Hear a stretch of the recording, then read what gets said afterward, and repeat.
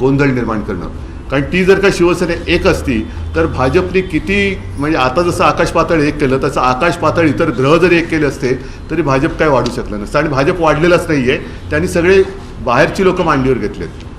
उद्धवजी 8 MIMचे उमेदवार जे आहेत ते निवडून नगरसेवक झालेले आहेत.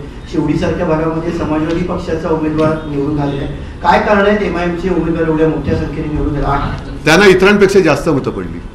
पण काय राजकीय गणित काय राजकीय उद्धवजी राजकीय गणित काय आहे की मुंबईत 8 MIMचे नगरसेवक? अरे पण मी कसं सांगू ते?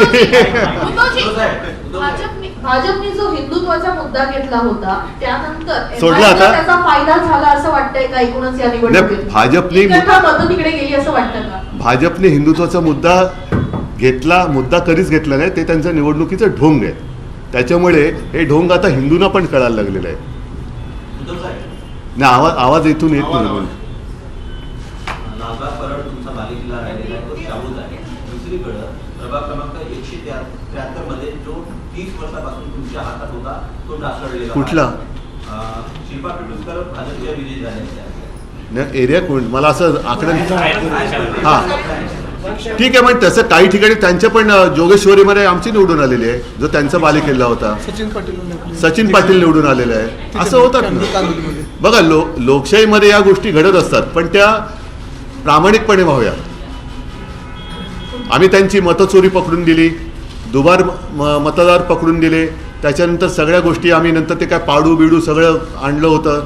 ह्या सगळ्या गोष्टी मुंबईमध्ये आम्ही जागरूकतेने होऊ न दिल्यामुळे त्यांना एवढ्या मोठ्या प्रमाणावरती चोरीमारी करताना आले. पण तरीसुद्धा अगदी झालीच नाही असं मी नाही म्हणणार. थोड्या दिवसात त्याची पण माहिती आम्हाला मिळेल.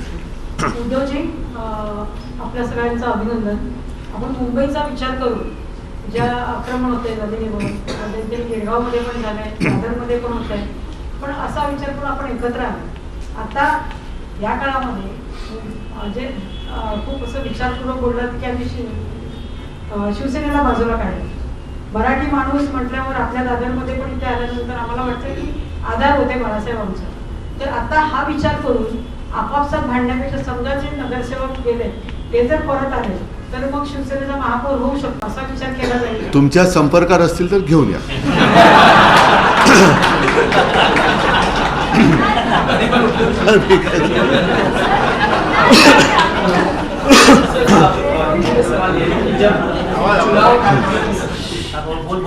चुनाव प्रचार जब शुरू भी नहीं हुआ था उसके पहले हमने मुंबई में कई जगह पर होर्डिंग्स देखी थी जिसमें रखा गया था.